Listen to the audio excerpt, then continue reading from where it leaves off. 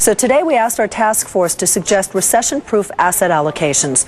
Joining us now from Newton, Massachusetts, Rob Lutz, Cabot Money Manager and founder and Chief Investment Officer. And in Pittsburgh, Pennsylvania, DiNuzzo, founder and Chief Investment Officer of DiNuzzo Investment Advisors. And our contributor, Herb Greenberg, is with us as well. Nice to have you here, all gentlemen. We have a lot to talk about, so let's get to it. Good afternoon. Rob, how would you change your asset allocation if indeed you thought we were headed for a recession? Well, I think the first thing you need to do is you need to probably underweight the U.S. Equities substantially. And the reason is that's the largest probability of a recession, I think, in any of the major economies. And I want a very heavy dose of alternative asset classes. I want heavy in gold, I want heavy in natural resources, because those are in strong bull markets today. And even if we had a slowdown, I think, in the U.S., that's going to really help you protect your portfolio there. Okay. PJ, how would you do it? Yes, so we believe in strategic asset allocation. We'd have approximately 2/3 in stocks and equities and about 1/3 in bonds, fixed income, and alternatives. Herb, weigh in here. I'm waiting to hear somebody say cash. In a recessionary environment, no one's talking about cash. Well, I'd have 20% in bonds, and I want some commodities, I want some currencies, and I want some private equity as well. So all of those are going to be my sort of defensive part of the portfolio. PJ, what about you with cash? I mean, how much would you keep in, say, the Treasury market, if at all? In cash, we're about 0.5% actually. We have a full allocation to U.S. real estate, international real estate.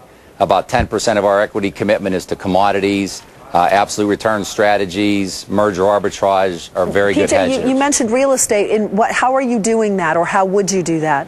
We access that through indexing, through efficient market theory, DFA, U.S. real estate index, as well as international rate. Herb? I understand the bond equation, especially if we think rates are going lower. But if rates then turn around and go up, how are you positioned to accept that? Rob? Well, I think you need to ladder your portfolio, for one, and keep it fairly short. You're not really being paid to take a lot of long-term commitments today. In our shop, we're really keeping portfolios on the shorter end and not making too long commitments there. All right. PJ, you know, the real estate part of it kind of intrigues me, if I can go back to that a little bit. I assume that this is a very long-term bet.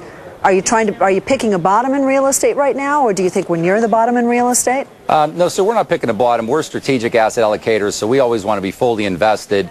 About a 60-40 split, 60% U.S. REITs, 40% international. But we are looking at, as you said, we're looking at 1, 3, 5 years with strategic asset allocation. Rob, what about the international scene? How would you play that, if at all? Well, we have international bonds, and we're going to be very heavy in emerging market economies. As you know, since I've been on before, we speak a lot about China and India and many of those economies that are growing rather rapidly. So we want our dollars in those currencies, because that'll help us quite a bit if the dollar continues to do what it's doing, and that's been weakening. And we expect that would continue. The one thing that I think people need to really focus on is gold and silver and precious metals are a big opportunity here, and that's really going to protect your portfolio a lot. Even, Rob, though we've had such a big run in gold? I think it's just beginning, Sue. Okay. We have 10% positions in there, and the dynamics is a supply and demand imbalance today for gold, and we think that's being ignored by most out there. Most don't know that gold production peaked in 2002, and we're down 10% since then. So a lot of good things are happening there. On that note, gentlemen, thank you all. Thank you. A pleasure.